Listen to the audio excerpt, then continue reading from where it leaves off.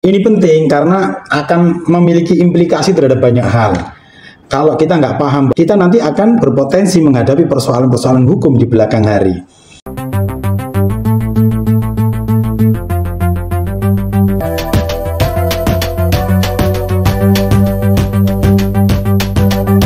Assalamualaikum warahmatullahi wabarakatuh.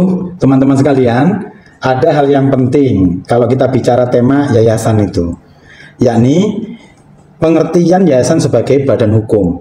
Ini penting karena akan memiliki implikasi terhadap banyak hal. Kalau kita nggak paham bahwa yayasan itu adalah badan hukum, kita nanti akan berpotensi menghadapi persoalan-persoalan hukum di belakang hari. Nah, jadi pertama yang perlu kita sadari bersama tentang pengertian yayasan itu adalah badan hukum. Itu maksudnya gimana? Nah, jadi teman-teman sekalian, sahabat sekalian, menurut para ahli, yang dimaksud dengan yayasan itu adalah badan hukum, maksudnya adalah dia adalah badan. Dia itu berdasarkan dengan hukum atau berdasarkan atas hukum yang berlaku di negeri kita ini, dia diberi hak dan kewajiban seperti manusia. Nah, itu yang pertama. Nah, karena dia adalah badan, bukan manusia, tetapi dia bisa menjadi subjek hukum, ya, maka dia bisa melakukan perbuatan hukum. Nah, jadi dia ini bukan manusia tapi bisa memiliki kemampuan untuk melakukan perbuatan hukum seperti layaknya manusia. Nah, contoh misalnya dia bisa menggugat atau dia bisa digugat secara hukum, ya, seperti halnya manusia. Nah, berikutnya teman-teman sekalian, yayasan ini adalah badan hukum yang diperlakukan seperti manusia. Dia adalah badan yang diperlakukan seperti manusia di hadapan hukum. Karenanya maka dia ini seperti halnya manusia, bisa memiliki kekayaan sendiri, ya. Dia bisa memiliki kekayaan sendiri atas nama dia, yang terpisah dari kekayaan para pendiri dan pengurus dari yayasan. Sehingga kalau kita bicara kekayaan yayasan, itu adalah independen, tidak ada hubungannya dengan kepemilikan dari para pembina maupun pengurusnya, pendiri ataupun pengurusnya.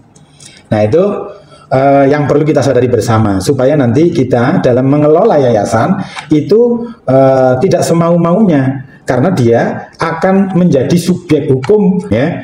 Nah, dengan demikian kita berharap supaya kita tidak menjalankan atau mengelola yayasan itu dengan semau-maunya kita saja, ya, karena yayasan itu dia adalah subjek hukum, sehingga dia bisa melakukan upaya hukum atau dia berhadapan dengan upaya hukum. Digugat itu misalnya kalau dia berhadapan dengan upaya hukum pihak lain.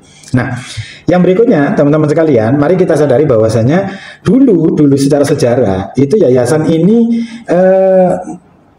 tidak memiliki undang-undang, ya.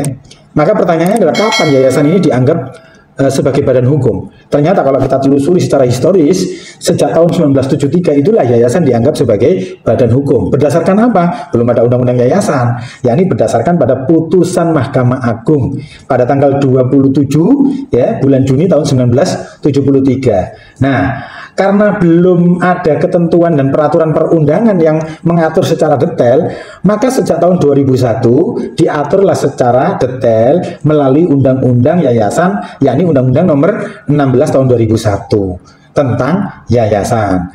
Nah, jadi sekarang kita punya landasan hukumnya, ya. Landasan hukumnya yayasan adalah Undang-Undang Nomor 16 tahun 2001.